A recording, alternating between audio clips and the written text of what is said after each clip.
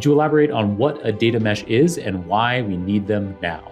Data mesh came, again, very recently at a point in time that those centralized approaches weren't meeting the needs of complex organizations that need to really move fast.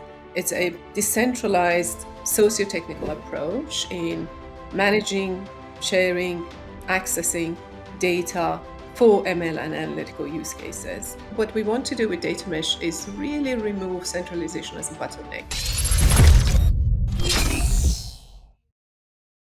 Zhamak, welcome to the Super Data Science Podcast.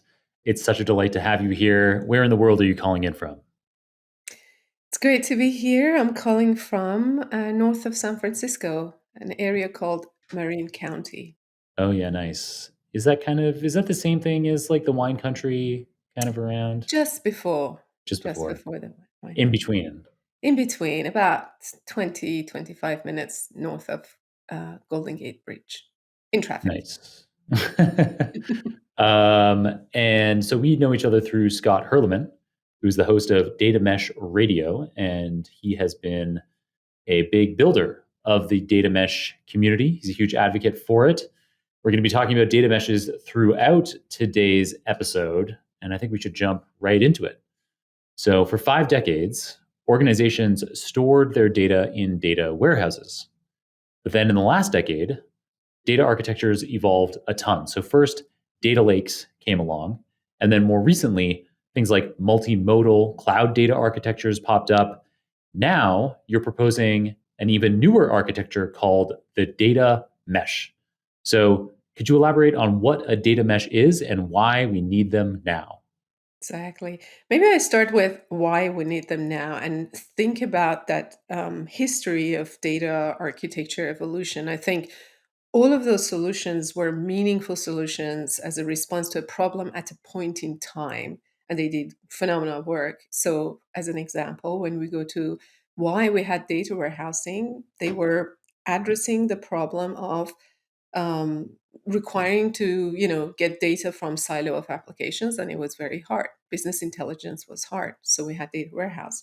And since then we have done kind of incremental evolutionary improvements on that. So in 2010s we had data lake because we still wanted to do cross-cutting analytical workloads and run those workloads, but the process of modeling data perfectly to do that analysis was too costly, causing friction. So we said, well, let's dump the data just as is in this or in the where lake and less structured, and we can still get meaningful data out of it for the data scientist kind of scientific workloads and ML workloads. And I think data mesh came again very recently at a point in time that those centralized approaches weren't meeting the needs of complex organizations that need to really move fast.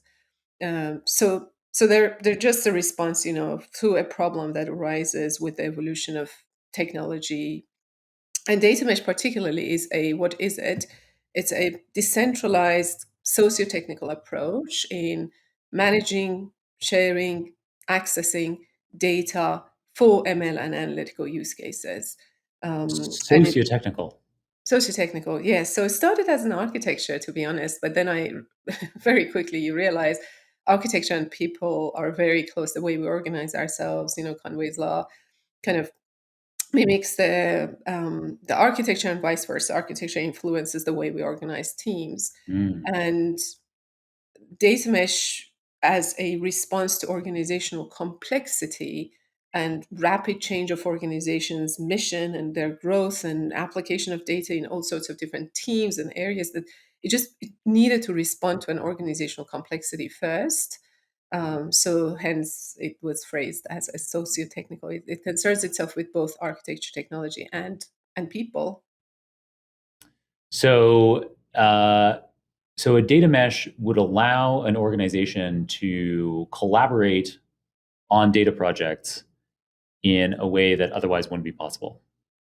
Exactly, exactly. So data mesh allows kind of independent autonomous teams that are organizing themselves around particular business outcome, a particular business mission, a particular business function Right. to So like to do data work. the finance team, the HR team, the data science team, all of these people are connected to the data mesh. It allows different parts of the organization to make use of one kind of consistent.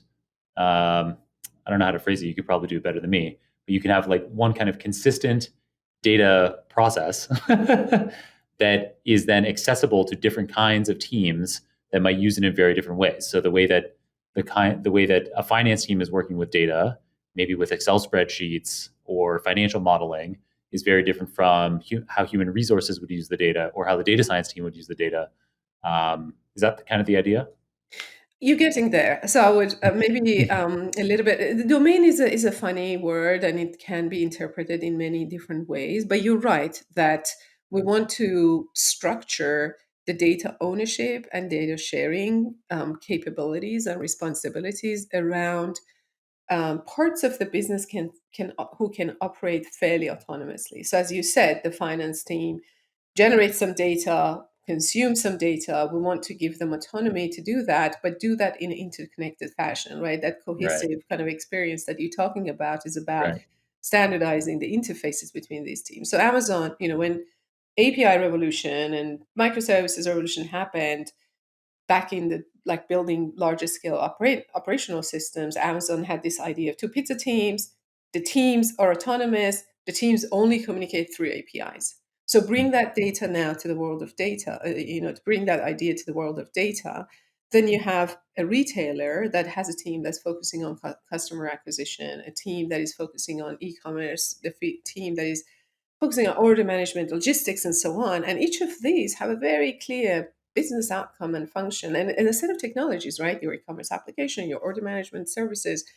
So why don't we extend this idea of domain-oriented organization and architecture to data? And if we did that, then what are the foundational technologies and principles we have to be put in place so we don't end up with this data siloing we have? When data right, siloing around domains and application has resulted right. in a collection accumulation of data in warehouses and lakes. So we have to make some changes to have our cake and eat it too, have autonomy of teams and business functions, and yet interconnectivity and access to data across these boundaries. Love it. I think I finally get what a data mesh is. Thank you so much for that amazing explanation. So, what are the biggest kinds of challenges that we face with these kinds of distributed data architectures like data meshes? Are there privacy concerns in that situation, or is it kind of like federated learning where a data mesh actually helps with privacy concerns? Absolutely. I mean, you touched one of the most important points that a lot of cross-cutting concerns become complex to manage, right? There is an inherent kind of system kind of complexity that comes with distributed systems. When you have a centralized system, a monolithic system, it's very easy. Say, I'm going to put walls around it, and suddenly I've got security and privacy. When you separate, which is actually, I don't agree with that point. I think it makes us feel comfortable, but in reality, it's actually very hard and less secure. And we can talk about privacy and security in a second. But in general, for data mesh to be successful, one of the challenges is the engineering disciplines that have to be put in place so that this autonomous, in data mesh language, we call them data products, these autonomous data products can be secure, can be standardized in terms of their interfaces, can have a level of kind of understanding and trust built into them through the both engineering practices as well as their APIs and interfaces, so that Mhm. the application and usage of them doesn't cause a lot of burden on the user, right? The user Right. doesn't have to deal with so much diversity. So I think the most challenging part that I don't think we have really built and solved is what the engineering, the operating system that runs data mesh, right? So what are these kind of, how do we automate these cross-cutting concerns like the um, like the privacy that you mentioned? And that's why data mesh has fourth component around kind of computational policies. And it expects that every single data product has a set of policies that are being applied to it and maintained by it, Mm-hmm. and in an automated fashion. Right. So right So now, the yeah, data science team can't get access to everybody's pay information across the company from the HR team. So even though they're interconnected, the way like privacy is built into the way that the system is engineered, so that it's not like a free for all and anyone can access any data across the organization. exactly, because there are two things that happen. One is the localization of data to a particular domain, and you can then localize and refine, have this fine grain access to different data products. And each of them gets managed differently by the rightful owner, right? By the part of the business that actually, or tech aligned business team that is managing that data. So that fine grain kind of data product oriented application of the policies is one way that makes the data more secure. And then the other way, which I don't see much of that implementation, is that once you have this idea of a data product is like a computational data in a way. You've got computation, policy computation, data chain, data transformation computation, as well as the data itself as one unit with clear contracts for sharing it. So once you have this computational data in a way, then the access to the data in future through those computational APIs look very different. So right now, access to data is like, give me all the bits and bytes, and of course, we are building differential privacy and a whole bunch of other techniques, but that the access of the future is going to be different from just give me the files, give me the rows and columns. Might be actually run this computation that gives me some insight about the distribution of Ah, the data on the data, ah, and just give me the bits that is relevant and is probably more right. secure. So a big shift with data mesh that a lot of people miss is that the reason I didn't use data in the language or data set in the language, and I use the language of a data product, and I had this like quirky name in the book called data quantum, which doesn't catch on, so I'm not going to use it What much. was it? Data quantile? Yeah, data quantum and data quantum Oh, as data quantum. yes, as one, and data quantum as many. Uh-huh. But yeah, so data quantum, that it was a language that I used in the book, and it's just too nerdy for people to kind of feel comfortable with it. But the idea was that And this is just quickly there for listeners. The book that that Zhamak is referring to is her book. She's the sole author of Data Mesh: Delivering Data-Driven Value at Scale, which was published by O'Reilly and came out earlier in 2022. And it is very popular and well reviewed on Amazon as well as O'Reilly.com. So yeah, just a little bit of context. thank So you, yeah, sorry for a lot that. of terms. No, I would have provided a brief intro to the fact that you are an author in the episode intro, but it's nice to dig into it a little bit. And yeah, so in that book, you're not only explaining what data meshes are, but also defining terms in a way, setting the standard in a way for the terminology in the data mesh world. And so some of Yes, those you're that's saying catch interesting. on better than others, and data quantum Exactly. hasn't taken off just yet. It's not taking off. Yeah. So data product is basically a node on the mesh, and very quickly got adopted. And there are many manifestations of it, but a certain manifestation of it that I had in mind, which I call data quantum in the book. And yes, it's not very popular. It's kind of scary and from the future, so people don't want to come close to it. It's about the idea that the unit that we will use, this portable unit of exchange of value, data, will have some additional capabilities, and one of those capabilities around actually being able to perform computation on the data. And that really opens up the possibilities of secure data processing that doesn't require direct access to the data itself, and you can kind of push processing up to these nodes. Super cool. Trying to create studio quality podcast episodes remotely used to be a big challenge for us with lots of separate applications involved. So, When I took over as host of Super Data Science, I immediately switched us to recording with Zencastr. Zencastr not only dramatically simplified the recording process, we now just use one simple web app, it also dramatically increased the quality of our recordings. Zencastr records lossless audio and up to 4K video and then asynchronously uploads these flawless media files to the cloud. This means that internet hiccups have zero impact on the finished product that you enjoy.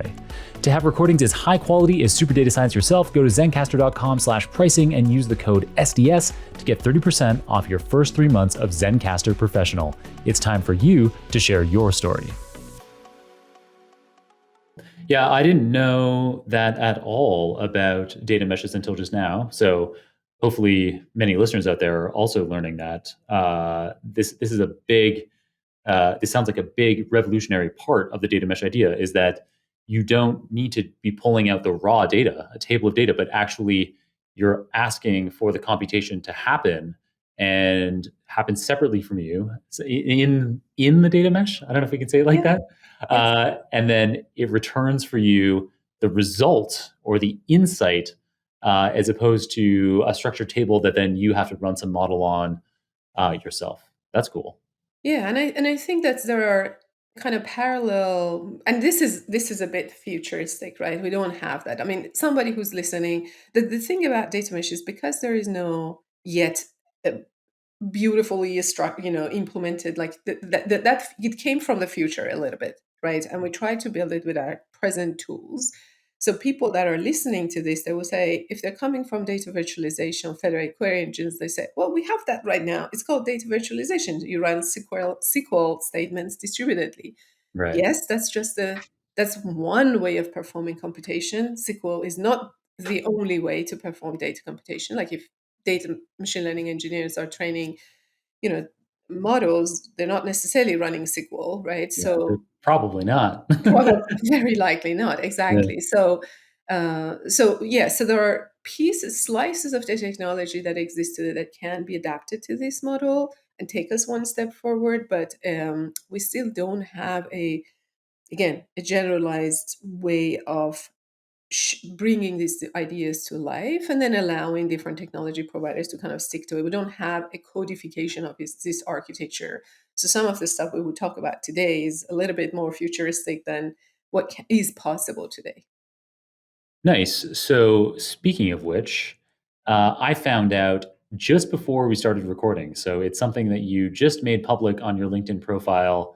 I don't know, I guess days before we started recording. So, this episode is coming out in September 2022, but we're recording in August. And yeah, so your job title just switched to founder and CEO of a stealth startup. So this probably relates to the kind of future that you're envisioning and that you've been talking about. So why was now, after a long history at your previous company, so you were at ThoughtWorks for nearly 11 years.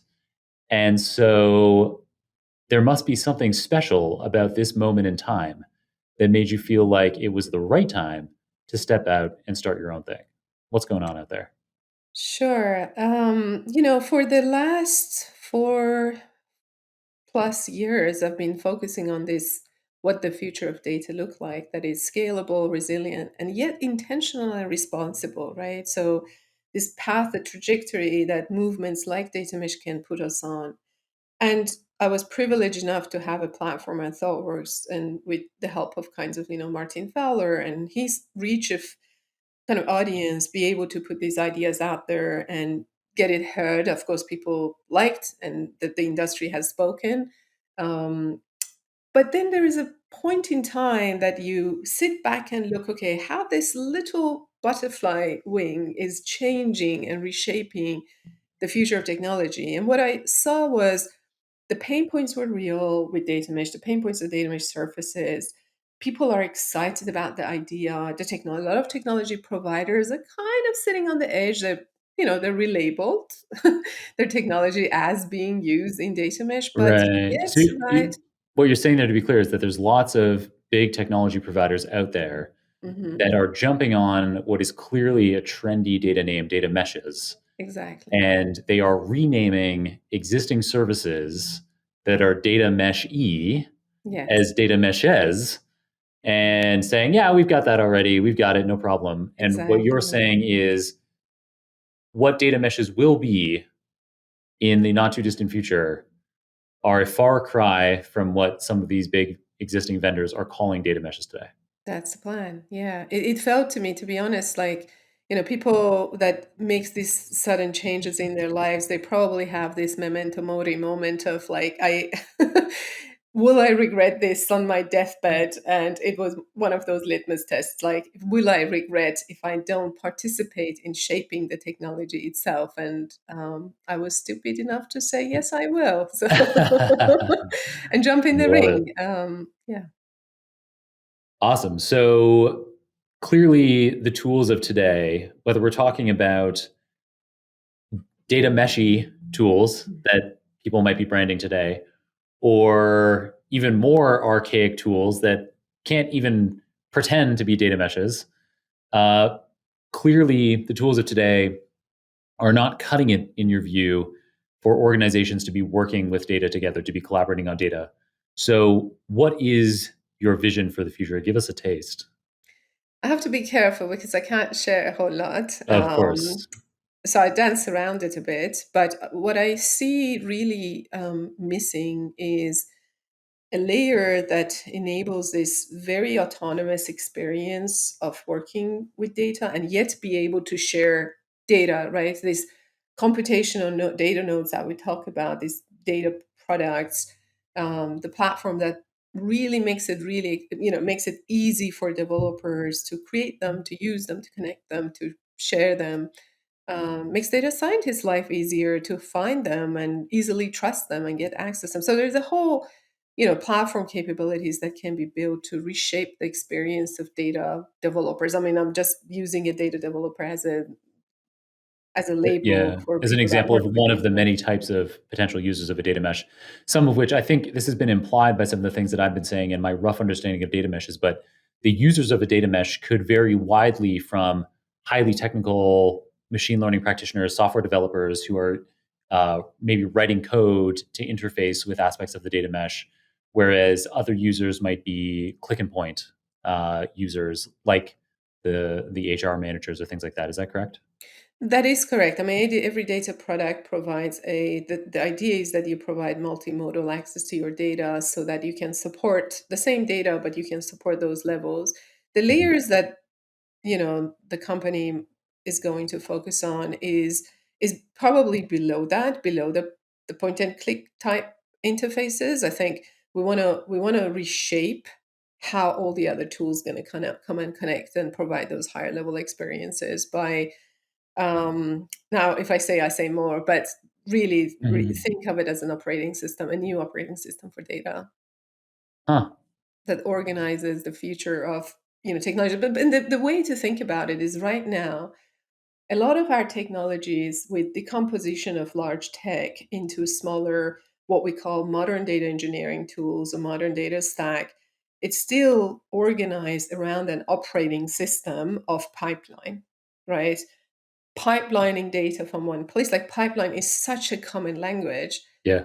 If data mesh is successful, pipeline disappears as a first class concern in our language. Interesting. Um, yeah, because pipelines have a lot of challenges when they're scale, and then they don't have clear contracts, so very task oriented or job oriented. So very quickly they get hairy and complex and hard to debug and hard to maintain. Those clear boundary of contracts and interfaces are not embedded into that, and there is a separation of data from the computation. For me, the separation of like body from the soul type scenario. So the technology right now is very much organized around pipelines and then centralized storage, and it could be a feature store or a warehouse or a lake or whatever, and then layering. Let's layer metadata. Let's layer access control. So we want to build something that actually gives a different operating model, a mesh data mesh like operating model that then the tools and technologies can attach to it. But the basic fundamental constructs look very different. They don't look like pipelines. Okay, so I guess if we shift away from pipelines and layers and centralized stores, I guess this data mesh, it means that, so where, if it's not centralized, the data, I guess it is stored within the individual nodes. So it's more proximal to the teams that are working with it, but still available to other teams across the organization. Yeah, at the logical level, right? At the logical level, the control and lifecycle management of the data is within the nodes and within the teams that can actually do that work. Mhm. But the interconnectivity allows kind of this, the federated training or federated kind of access or querying. But underneath that, if you are an organization that happen to standardize a particular storage system, I don't know, Amazon S3 or whatever storage system you use, then at the physical layer, you can have all of the storage of, physical storage of those nodes harmonized, even at a physical level, co-located for rapid access. So those are for me two layers of concern, compared to each other. Like where are we physically storing and how are we physically storing for optimizing for the machine, as in terms of access and movement and so on. And then Mhm. logically, how are we storing or presenting that storage to optimize for people and autonomy? So that kind of logical layer doesn't have an organizing system right now. Super cool.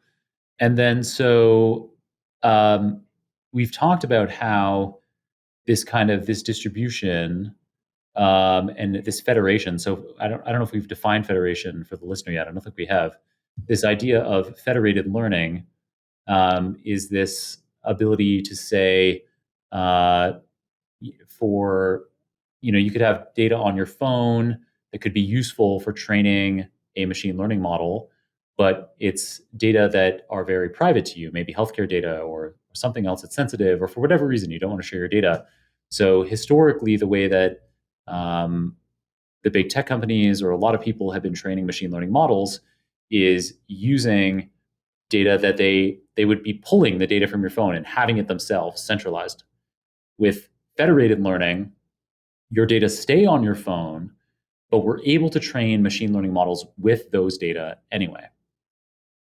So so in that respect, this idea of federation, there's like it's it seems kind of related, like the distributed sense of it seems kind of related.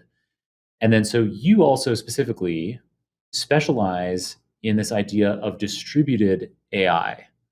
So that seems like I'm starting to get the sense of how that's related to data meshes. So if the data mesh allows different groups within a broader organization to be uh, working autonomously and also potentially having machine learning models running in the mesh that return results or insights to them as opposed to them needing to work with the raw data.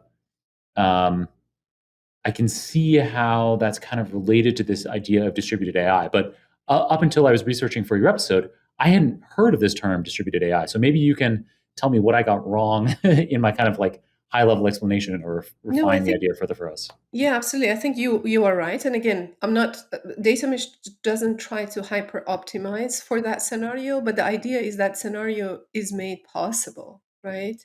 That you don't have to move data around. And AI and distributed AI, as you described it, or distributed federated training, is one application of distributed insights or analytics, right? There could other application could be as simple as some simple analysis of distribution of the data and the shape of the data, Yeah. or it could What's be the average? what's the average, right? What's the median, and or generating kind of live reports. Dashboards are pretty. I don't personally get a lot of value out of them, but nevertheless, they create a digital experience for decision makers, and that's the other end of the spectrum.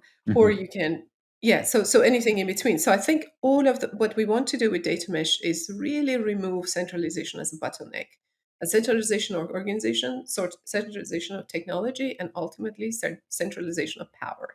So yes, so all of those scenarios should be possible distributedly.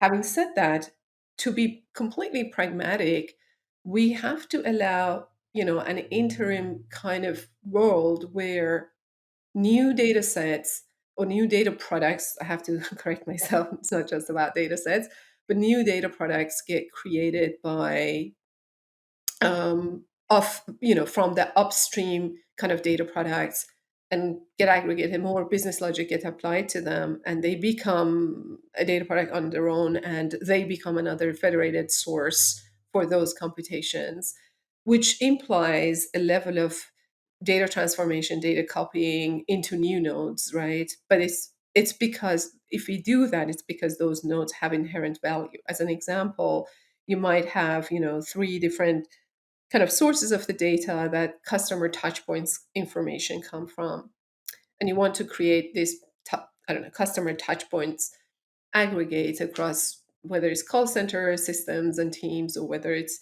e-commerce, or whatever, to get this holistic view of your customer. And you might say there is business logic that we could apply here, that we could apply some intelligence to actually detect it's the same customer they came with, from different touchpoints and so on. And we create a new data product, customer touchpoints, as an example.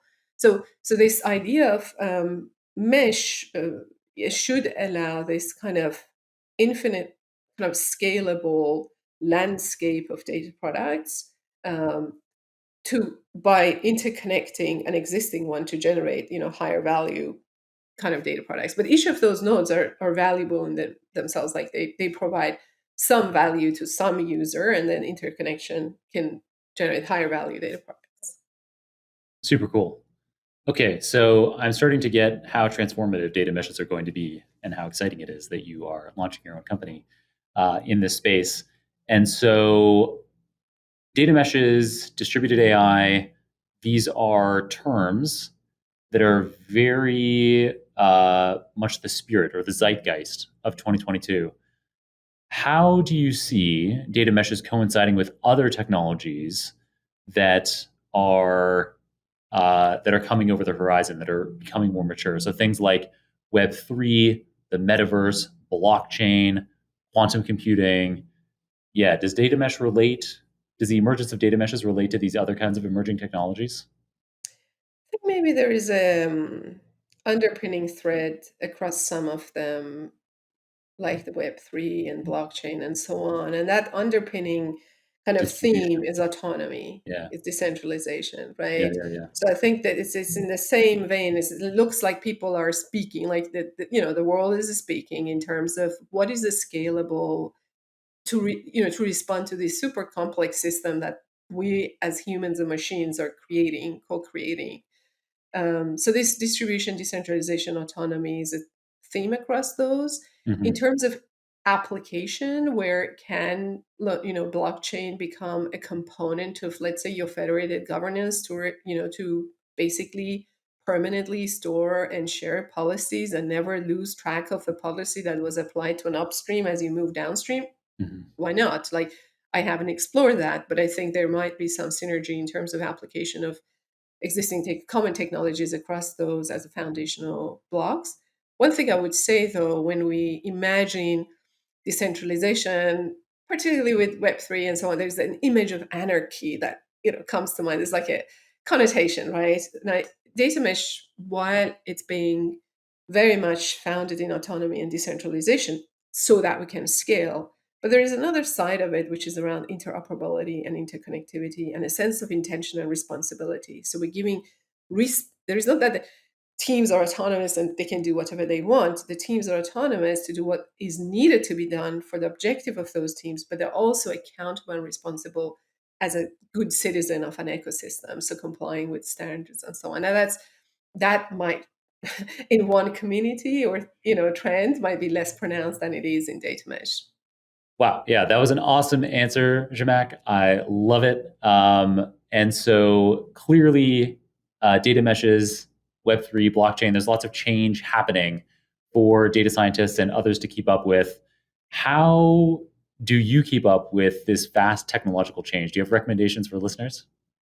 Immersion, immersion, immersion. I mean, immerse yourself however, whenever, wherever you can. So I before coming to this podcast, I went for a run and, listen to podcasts, get your hands dirty. I mean, what I find really helpful to me is pick these micro projects. I don't have a lot of times to go deep in one tool or another, but just pick a little micro project to get your hand dirty for even a few hours to get a Mhm. sense of a technology, and then immerse yourself with podcasts and books and YouTubes. But have a good filter. I must admit, there is a lot of low IP misinformation out there as well. So building a Right. good filter to filter out, okay, this is ad driven. There's not a whole lot of like, value in this. Is misleading, and I really don't know how to what to instruct in terms of developing those top Yeah. of the funnel filter for yourself to stay sane. Well, it seems like just like with the term AI, this term data mesh is being misappropriated by various people who would like to piggyback on how trendy and popular this term is. Well, so this is probably something that you wouldn't say yourself, but I could give the recommendation to the listener that trusting a reliable source like you, who is very much at the vanguard, leading the cutting edge of defining data meshes, starting with something like your book, and as you say, doing micro projects related to things that they're learning in your book. So, get partway through a chapter and think, oh, I could implement some simple version of this in code, give that a shot. That sounds like a really great way to get started. And you might be too modest to suggest it, but then that way, I love books in general because publishers, especially well reputed publishers like O'Reilly, do a great job of ensuring that there isn't bunk in there and that it isn't ad driven, as you say. Yeah. And so I think a book like yours or books in general are a great place to start when you want to be digging into something, as opposed to just relying on, say, whatever blog post you come across or YouTube video you come across. So amazing answers to my questions. Thank you so much, Zhamak. We also had a huge amount of engagement from the audience. So we had great audience questions for you. I had hundreds of people react to my post that you were going to be on the show this week on LinkedIn, and some amazing questions. Phil Moreau, for example, who is a senior researcher at the AI Institute of New Zealand, he asks, how can a data mesh fit? How can we use a data mesh during the creation and tuning of our machine learning models? Do we need a centralized system to build machine learning models and a decentralized system to run inferences? That's a fantastic question. So I would say both. In fact, both training and inference can be done distributedly. You might need to build a few things and bridge some gaps that exist, but that's the idea. So the way you would train machine learning model in a perfect, kind of data mesh implementation is that you act as a consumer of the data, and data coming from many different places. You directly have contact to those data products. So as a data scientist, if you first, in fact, in the book, I go through the experience of a data scientist as an example, as a data persona of a data user, how you can be part of the mesh and interact with the mesh. So while you're hypothesizing about, okay, can I find some patterns here? Can I discover this, class of segmentation of my customers based on various attributes? You need to discover on the mesh what the data products are. You need to connect to the data products. And if there is something that's not meeting your requirements, you actually can, there is a data product owner in that domain that you can directly talk to. You don't need to go to a data team middleman. So you go to them and say, oh, it seems like some data is missing. Can we augment your data product? And because they have autonomy, hopefully that process is much faster. So the training can be done kind of distributedly by accessing the data from different data products. And if you happen to require yet another data product that is designed for your case and hopefully for others, then make that a data product. So this idea of a feature store that we dump all the features that we've discovered in the feature store is kind of a paradox in contrast with data mesh, right? So as at the part of the training, whether you're directly consuming from those sources, and hopefully those sources are not hopefully, they must be cleansed, data that is suitable with some sort of guarantees and service level agreements that satisfy your use case. And if you need to do some work on it to really make it, I don't know, get some sentiment analysis done or something else, you do that in your new data product. So your computation, training computation happens in that.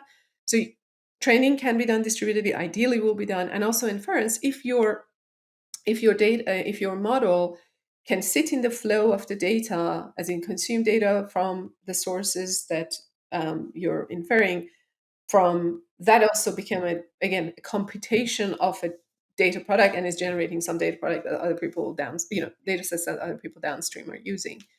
And that's why I really see data mesh as a governing structure, as an operating model in a way, that whether your computation is machine learning model training or inference or a simple, I don't know, analysis and transformation, that we have a similar, similar structure, similar graph structure at the macro level. Nice. And then the other questions, so there's questions from Andy Billington, Andre Richter, Raju Basumatari, and Juan Pablo. All of them kind of are around the same idea, which is, are there situations where a data mesh is not appropriate, or are there situations where you've seen that a data mesh that there's a failed implementation of a data mesh, and how can we avoid those kinds of issues? Like, how can we resolve data mesh failures?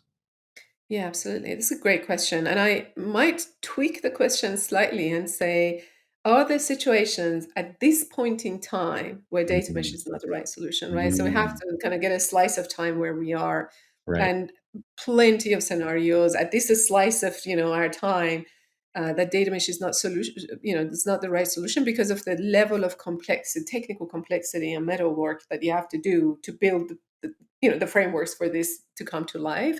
And unless your organization has the inherent organizational complexity to justify those efforts, and if don't do it, if data lakes and data warehouses are not a pain point for you, don't do Mm, it, because right. there is a lot of footwork that needs to happen.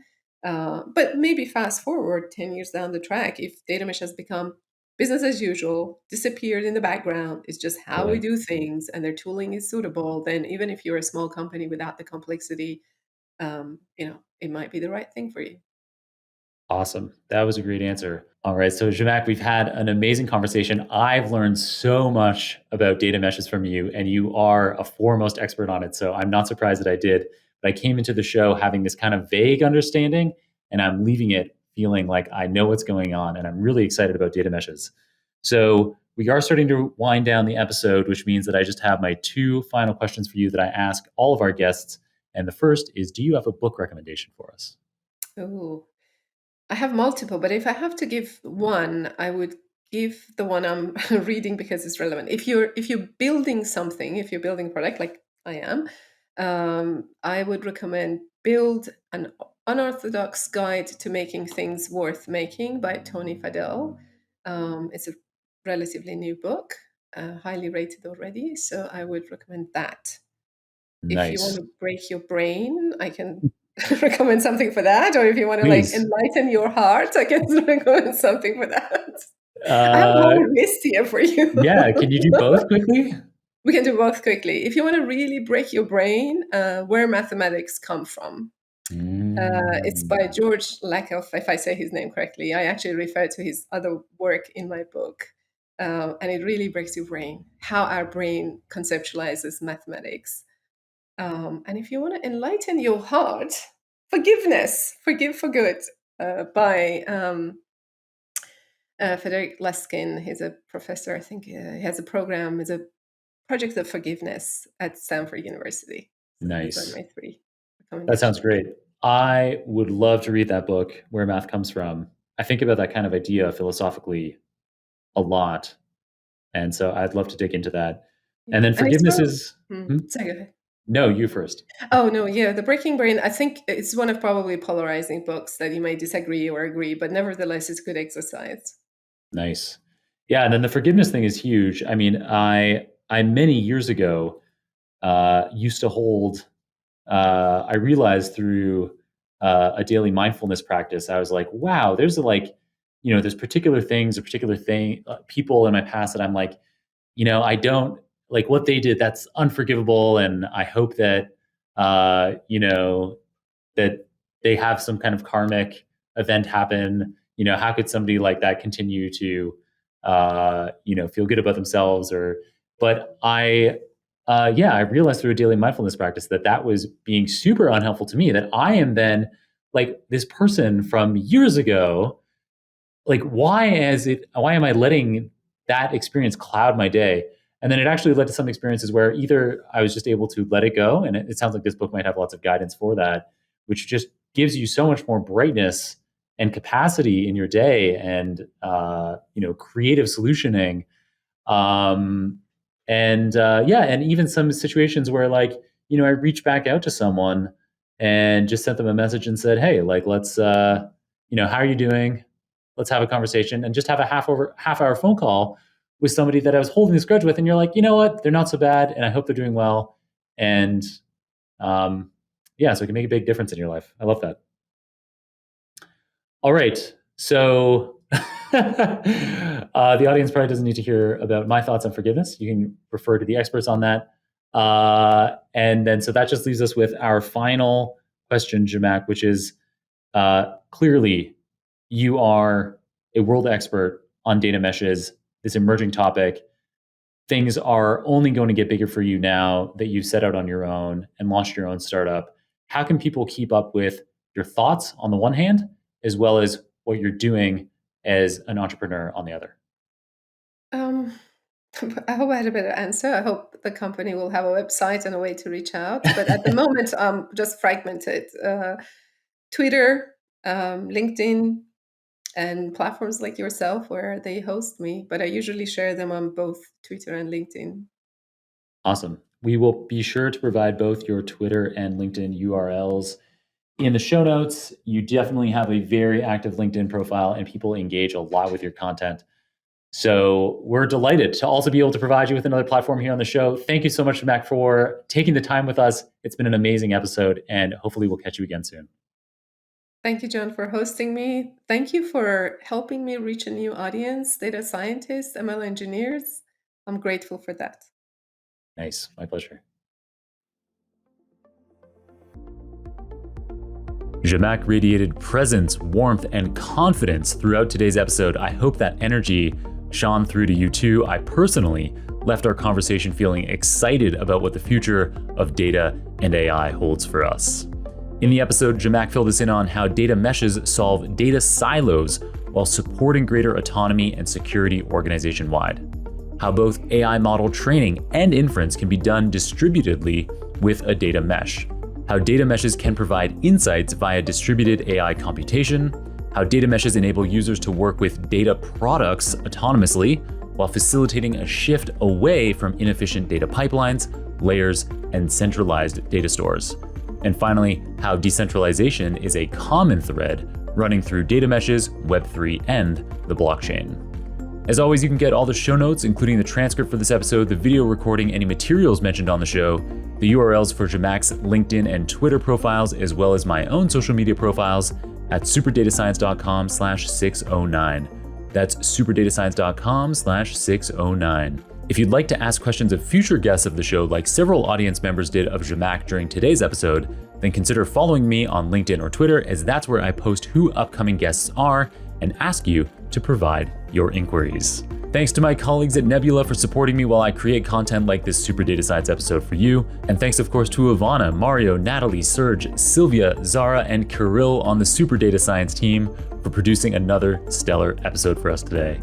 For details of everyone on the team and their responsibilities on the show, you can visit jonkrohn.com/podcast. All right then, until next time, keep on rocking it out there, folks, and I'm looking forward to enjoying another round of the Super Data Science podcast with you very soon.